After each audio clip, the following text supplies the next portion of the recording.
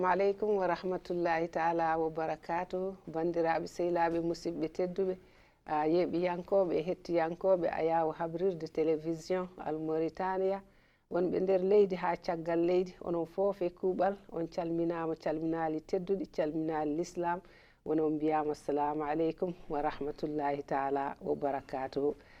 On ñaganama Allah moƴƴere caggal yettude Allah e julde e nelaɗo Muhammad sallallahu alayhi wa sallam. Mi yetti nene baba waliyaɓe leñol seremɓe men hohoɓe diine e aada calminama juurama mi sakki juuɗe mi ñaguima duwaw gardiɗo galle o woni hoorejo galle o salminama ñaganama Allah moƴƴere kanko e dendagal personnel gonɗo ɗo e kuuɓal mo ala paltor walillahi alhamdu e welede Allah min garti e plateau télévision Al Mauritania yuɓɓinande mon jewte min keewi addande mon saaha kala walla yontere kala so oɗo waktu naati e nder émission ƴellitare men machallah hande noon kadi bismimi ɗo ko jeunesse engagé machallah mbeɗe softa machallah bismade hono oɗo yonta wannoon no mbiɗen ni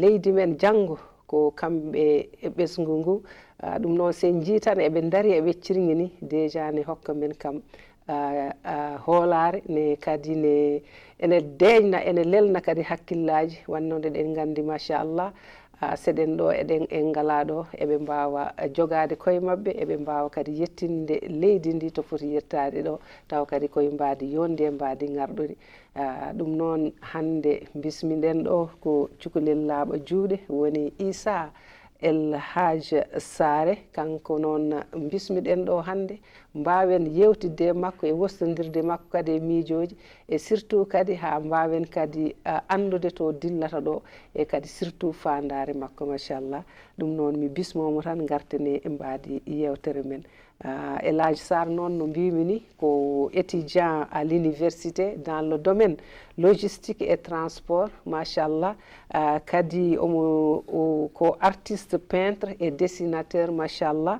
ko propriétaire kadi marque vêtement biteɗo Aram machallah mi bismomo tan gartene mbadi yewtere men inchallah Issa a wiyama Sare a bismama konngol yeeso ma calmitira e bandiraɓe. Merci beaucoup. Avant tout d'abord, je salmine aux invitations, mon invitation à la télé Mauritanie. Et que toute ma famille, des téléspectateurs d'Arobe, émission, et que je salmine, que je garde télé et tous les techniciens et les personnels merci beaucoup pour l'invitation. Allah jarama a jarama baboy no mbiyatmi ni noddude sattani ko notede ɓuuri sattude voilà no mbimi ni hande ko o jeunesse engagé e an noon ka goto e mabɓe aɗa dilla kadi e fannuji kewɗi no mbimi ni ka étudiant à l'université dans le domaine logistique et transport ka artiste peintre machallah et dessinateur kañum kadi aɗa jogui marque vêtement Aram ko adi foof tan baboy holno mbawɗa kimilde woni holno mbawɗa rendinde jangdema kañum kadi ambition ma personnel mo joguiɗa o voilà. Bon pour yadinde jangde nde no wonde ligguey tiiɗani il suffit juste que essayer darde équilibre hakkunde jangde nde e ligguey mbasa ligguey wasa bonnandema jangde nde kadi jangde nde kadi wasa haddema wadde ko jiɗɗa ko hen foof tan totta ɗum haqqi mum ha timma exactement ko noon yarata voilà voilà machallah donc pourquoi choisir artiste peintre et dessinateur ɗum ko ka tawɗo e galle mon won dillowo on seng walla ala non ala ɗum kam no puɗɗirimi e ligguey o hawnaki par ce que ko guila mbeɗa famɗi hikkomi mbeɗe no darirami télé dessin animé ji ɗum ɗo mbeɗa essayer reproduire à chaque fois ko jammi télé ko mbeɗa dessine guila mbeɗa famɗi mais plus que mbeɗa yaha mbeɗa avance mbeɗa continue hen mi waɗi instant goto j'ai arrêté mais ko instant corona école laji guddi ko voilà puɗɗimi artude hen par ce que école wodani haydara wodani ko galle tan jooɗa ala ko mbaɗɗa exactement voilà pour keɓa préoccupation exactement après puɗɗirimi hen lawol gongol mbeɗa dessine ko ɗo noon puɗɗimi wadde mbeɗa dessine yimɓe sahaji ne fewora comme on dit en forgeant, on devient forgeron. Exactement. Voilà. Le temps passe et je vois il y a une évolution parce qu'à chaque fois, poster les dessins, ils sont choqués quoi. Comment tu arrives à faire ça? Mais j'ai vu qu'il y avait un truc à gratter dessus et voilà. J'ai continué jusqu'à Johnny. Ça fait presque 7 ans. Dessin, des portraits. Voilà, exactement. Machallah, mes félicitations. Merci. Voilà. Donc, depuis 7 ans d'exercer ce métier, dans toute chose, il y a des avantages et des inconvénients. Et à notre John, quels sont les avantages et les inconvénients dans ce métier-là? Voilà. Bon, et nos métiers, voilà. Pour les inconvénients, comme on dit, bon, manque de visibilité, si je peux dire, parce que l'art n'est pas très reconnu, surtout artiste, dessinateur ou le peintre. Exactement, tu as ouvert à ce sujet-là, exactement. Mais pourquoi, quel est le message que je veux véhiculer, voilà, etc. Derrière, voilà, parce derrière que tout truc, il y a un message, il y a un message derrière, exactement. Un message derrière, voilà. Exactement. Du coup, ɗum kadi ko ene jeeya inconvénients ji e kadi ne waɗi goɗɗum kadi ils ne sont pas reconnus à leur juste valeur, si je peux dire, parce que par exemple aɗa wawi wondude artiste to an to gonɗa ɗo aɗa wawi wonde rendo par exemple ne waɗi artiste uji nan hen rappeur uji walla danseur uji ko wawi wonde, mais an peintre o les gens respectent plus artiste rapport wala jimo un peintre, alors que il faut que vous êtes des artistes. Le message c'est juste de la manière qui est différente. Voilà, c'est ça. Tu vois, du coup, voilà. Donc, je demande aux gens de plus respecter les artistes. Exactement. Et il faut que même domaine. Voilà, exactement. Et bon, les avantages aussi, en tant qu'artiste, ça te permet d'être libre, comme nous dirons, parce que tu t'exprimes à travers tes œuvres. Oui. Tu vois,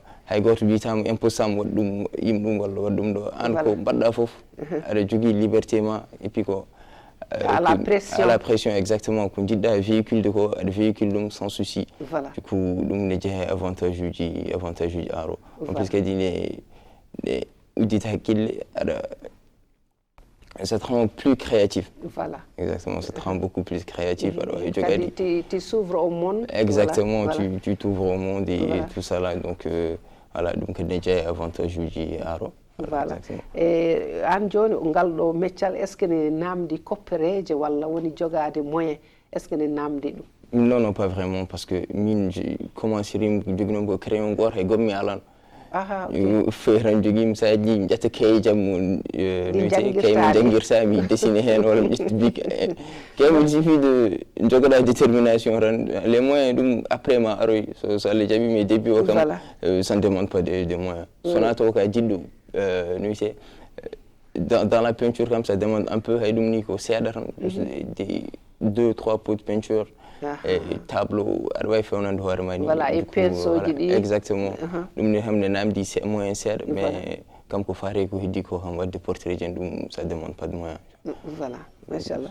An joni hande hono yonta mon jiddo lansade hen te eɗen gandi hewɓe ni ne jogui ambition ji fof mais tout le temps eɓe jogui kulhuli te ça déjà ça joguima kulhuli ne freine ma or que français wi qui ne risque rien n'a rien et qui cherche trouve. An joni yontama o hande joguiɓe oɗon blocage holko mbiyataɓe? Bon, jogui boɗon blocage mbiyami ɓe woto ɓe kul yoɓe gaare aro parce que ko ɗon ni mbawta andude ni an hoorema an vraiment toti ki an woni holon. Voilà, et capacité ji ma parce que sa joɗima aɗa huula yimɓe kañumen sa waɗani ɓe gandata du sa huuli tan ko hoorema frenta. Voilà. Il faut pas avoir peur de ça, un certain risque et ça va aller, Inch'Allah, c'est pas compliqué. Voilà, c'est pas une chose compliquée. Voilà. Et comme bita aussi, jinnaɓe hewɓe sukaaɓe wonko jiɗata wadde mais kamɓe koɓe jiɗi ko ɗum tan ɓe mbiyata ɓe mbaɗata or ko hannde eɗen nganndi neɗɗo fof ne jogii tan to Allah hokkiri ɗum en don voilà wiyete kam ko en don vraiment e te joomum so sembinama heen tan yiitoto heen hoore muɗum eyyi ko mbiyata e ɓen jinnaaɓe joomum taw domaine mo yiɗi fof mais taw waawa heɓde duwaw jinnaaɓe ɓe e kadi ɓe eppola ɗum voilà ani kam jinnaɓe han kamɓe compliqué saɗa du moment aɗa reena jangde ma voilà ko mbaɗɗa à côté fof haɓe mbawi ɗum ɗi nande kamɓe cali ko goppa jangde ma paya e goɗɗum voilà mais comme min je pense que pour mon cas par exemple rendi vu que mbeɗa janga en même temps mbeɗa dessine dérangeani no fewi par ce que mbeɗa essaye yaadini dewɗi fof e ɗum ɗo donc je pense on essaie de funtidirde e maɓɓe tan plus aɗa hokkaɓe kam jiɗi ko kam kadi ɓe mbawa hokkude mo jiɗɗa ko voilà c'est ça woni no mbiten 50-50 exactement voilà c'est ça e a haali haala jangde eɗen nganndi jangde kam ne nafa no fewi surtout hannde e wi hannde o kam mo yiyata bindi kam ne wawi wiide ne wawi wasde ni jeeyede e gueɗe kewɗe ko mbiyata tan hannde sukaaɓe yeebiɓe jangde ɓe te jangde kam ɓe fonkaki ɗum ni voilà valeur jangde e nafoore mum hannde pour ɓe mbawa no mbiɗa ni nawdude jangde nde ɓe fonko ɗum kadi soɓe jiiɗi goɗɗum ɓe mbadda heen sat voilà bon pour les études en gani kam joni génération joni étude aji ɓe kalani hen haydara mais kam je pense que les études, je vois ça comme une sorte de sécurité, par exemple. À Djangui, tu as tes diplômes. Donc, comme tu es sûr, tu as sécurité, garantie, exactement. Donc, comme ça, après, donc, pour Amino, avant tout, d'abord, essayer de gagner sécurité, une garantie, voilà. Avant tout, et pour ensuite essayer de faire tout ce que tu veux après. C'est pas. Donc, woni sécurité dal voilà e ko mbatton ko joni onon est ce que oɗon keptina hen woni taw on keeɓi holno wiyete ni récépissé de voilà est ce que oɗon keptina e ko mbatton ko bon si min je suis un artiste autodidacte donc fof ko bangam tan mbaɗanmi mi essaye kam yaltude pour ndaroyde goɗɗum parce que je me dis que comme hokkani hooram fof goɗɗo wawa hokkudem ɗum ensuite par là du coup donc ɗum tagui mais comme d'un autre côté amin jogui association mi créé ɗum il y a pas longtemps donc on association comme on est reconnu comme une association d'artistes amin jogui récépissé et tout ça on keptina amin keptina exactement e on association holko dilloton on min dillat ko fate art par exemple hamin mbaɗa aɗa wawi explicande yimɓe ɓe art et surtout nafoore art comme du moment à l'introduction mbiɗa ɓe ganda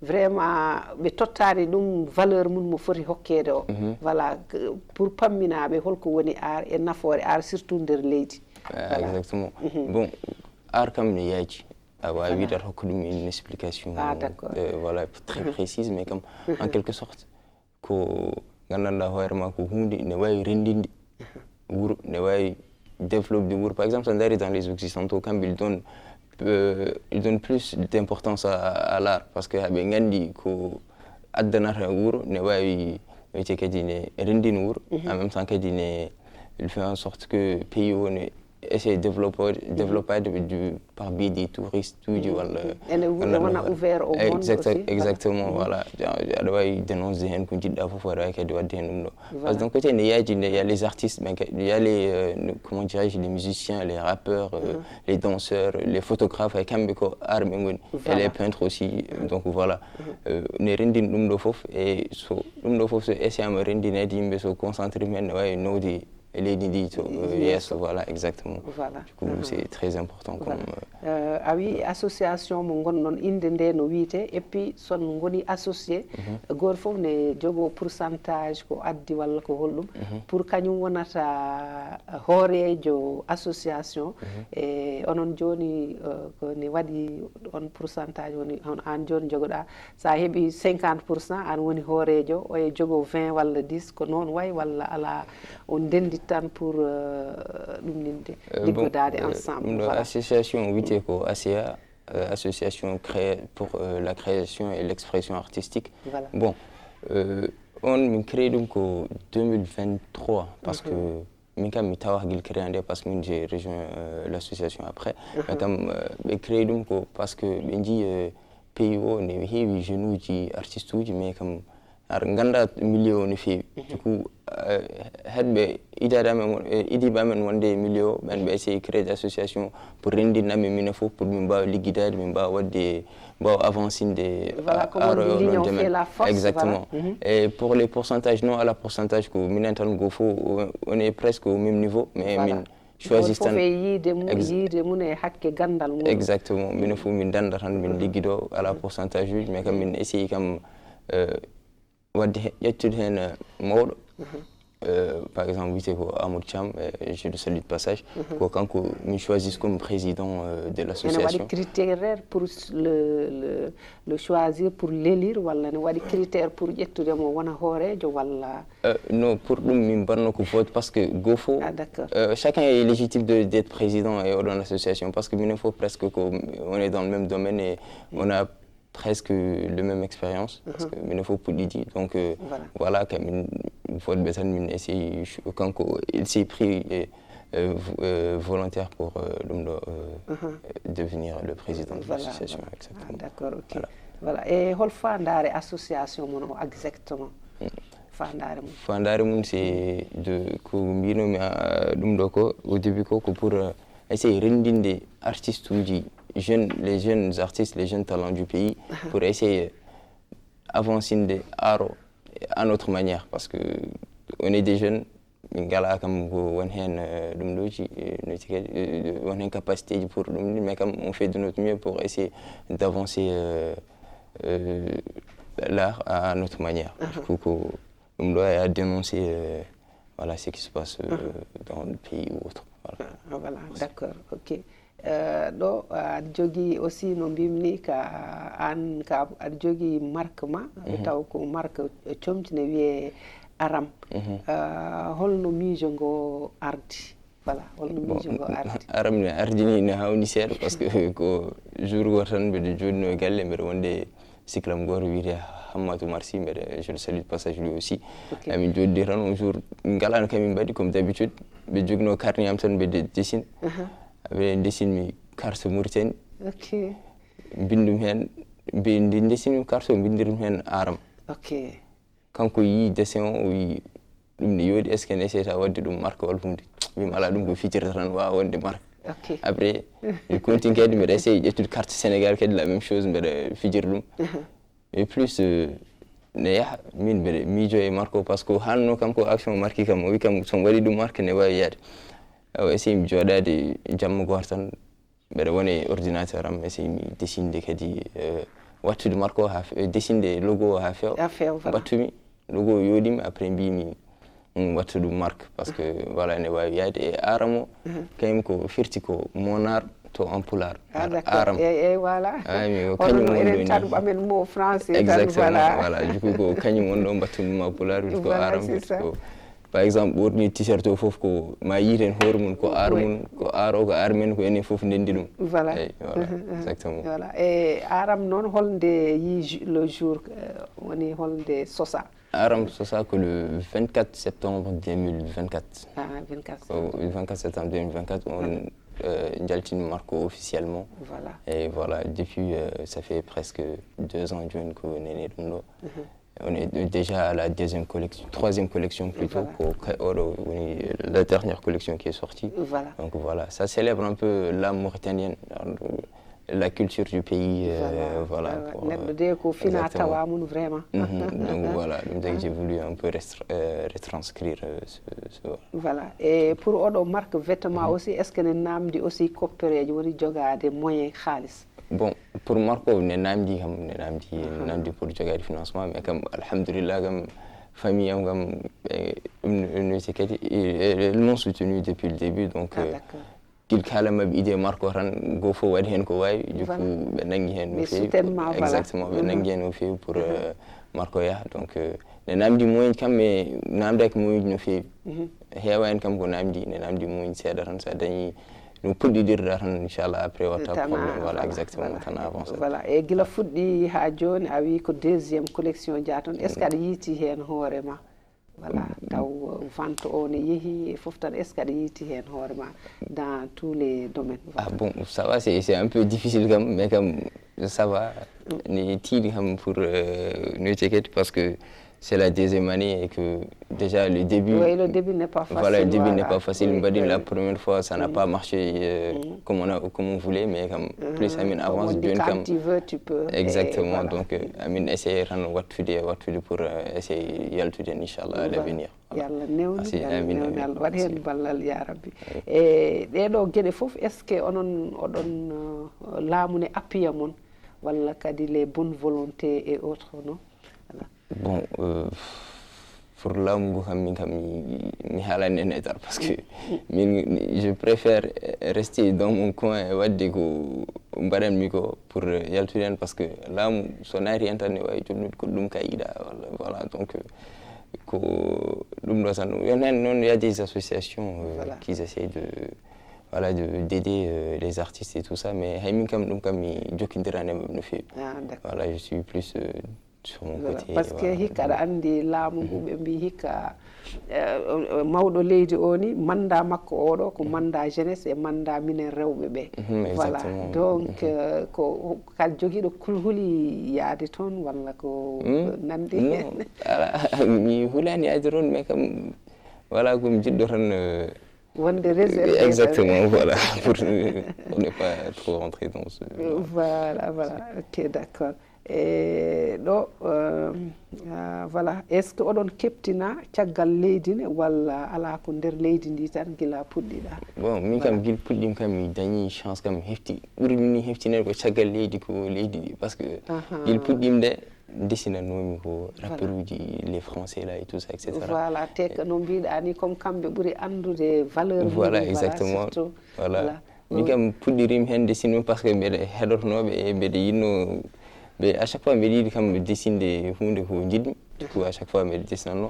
Et au début, en 2023, on a un rappeur qui était Kobalade, quand on dessine à chaque fois. Voilà. Et à un moment donné, je quand mais on des dessins, on partage par la suite, on etc. On partage, on va faire tout ça, etc. Du coup, quand partage mo waɗa kam toon ɗi waɗi ɓurmi ande toon que ici exactement kanko ni ɓuri lance dem ni par rapport à ɗo hen mais après guila ɗum ɓennide gartum ɗo mbeɗa ko nande advice en rappeur uji wuro ngo mbeɗa ɗum nden ɓe jokkidiri e mabɓe seeɗa seeɗa ha puɗɗim kadi ande ɗo hen. Voilà, exactement. Voilà, donc ɗo holko mbita wadde yonto o hande parce que an joni eɗen mbawi wiide ko réseau ji ɗi e wonko waɗi nafoore mais eɗen gandi hande yonto mon hewɓe jaari ko côté négatif o woni o jaara côté positif o mbawa ƴellitade hen hande kadi ɓerde ko mbitaɓe soɓe kutoro ngal banggal. Voilà. Pour les réseaux min kam je pense que hunde foof ne waɗi les bons côtés et les mauvais côtés des choses. Voilà. Donc pour Amine, ça utilise plus ça à ton avantage que qu'autre chose. Voilà, exactement. Donc utilise le réseau à ta disposition que pour essayer de par la suite. Donc voilà, comme je pense que c'est un très bon outil lorsqu'on utilise ça à notre avantage. Donc voilà, essayer liggirade hen wotoɓe jab ɗum ɗo réseau ji kadi voilà exactement bonnanaɓe e kadi yaɓe essaye hutorade ɗum à leur faveur ɓuuri wonde important. Voilà, machallah.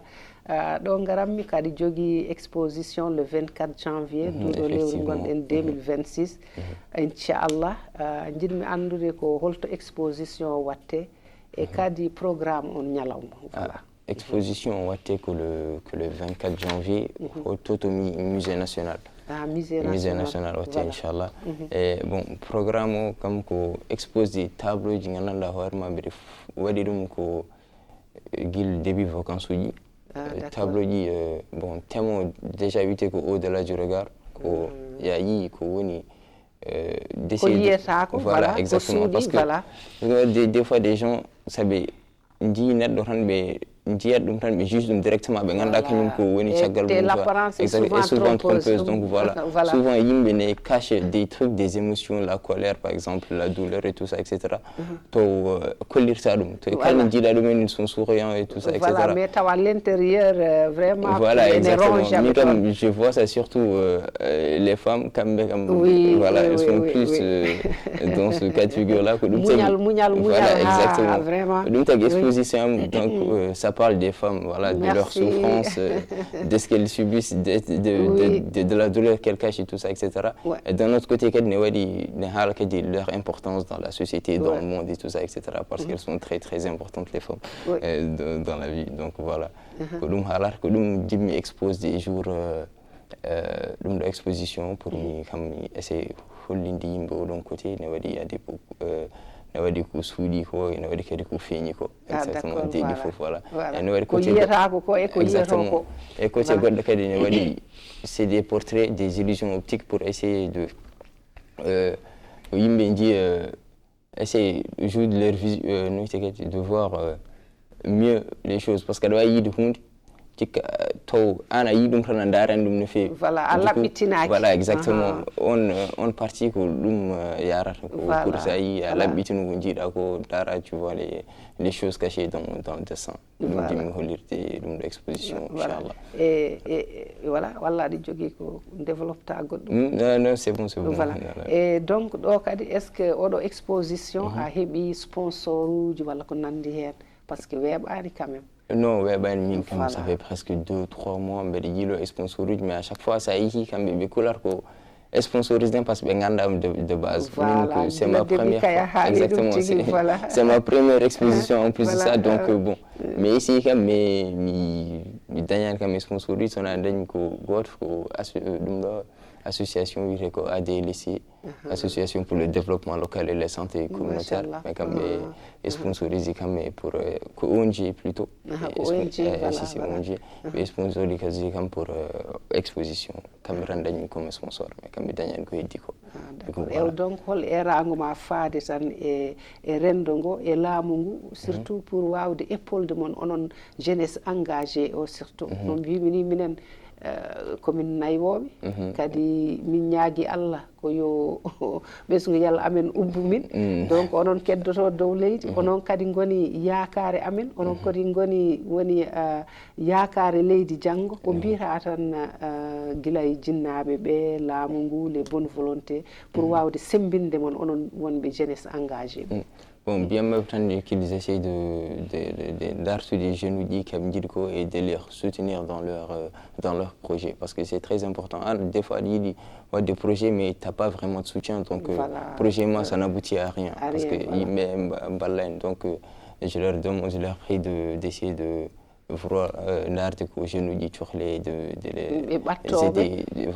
les écouter voilà exactement c'est le plus important c'est de les écouter et de leur faire confiance aussi parce que voilà des fois c'est confiance mbiyammi ko sa nehi ɓiɗɗo a yi ko waɗata oppumo tara wayi dursitade ni voilà exactement voilà donc voilà donc confiance et tu les écoutes et voilà ça va aller tu les épaules dans ce qu'ils font voilà voilà e ko mbita kadi jeunesse hande belsitiɗo fina tawa munen woni ciosanu munen parce que aɗa andi ko ciosanu woni fofof min ciosanu mbimi wayi ko hono no ɗaɗol ni aɗa andi lekki san ɗaɗol wurata donc leñol ciosanu mun woni ɗaɗol muɗum nden woni fobre nde wawa darade berme nefi ɗi joni e cate ɗe ɗum aɗa andi lekki an aɗa yiya ene heela ene saama mais tant que ɗaɗol ngol ne wuuri toujours wiltat donc holko mbiyata jeunesse yeebiɓe cosaan munen o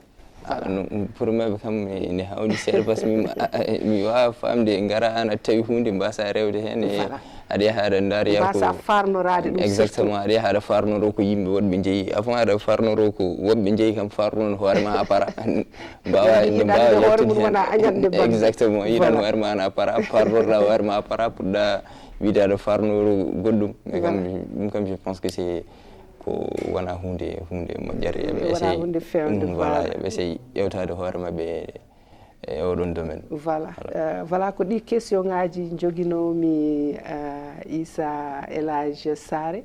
Donc an hol goɗɗum ko jiɗɗa tan véhiculde comme message voilà konngol yesso ma. Bon voilà ko min ko jinnomi véhicule comme message, c'est de pousser la jeunesse à plus se concentrer sur leurs idées, leurs projets, à les défendre et tout ça, etc.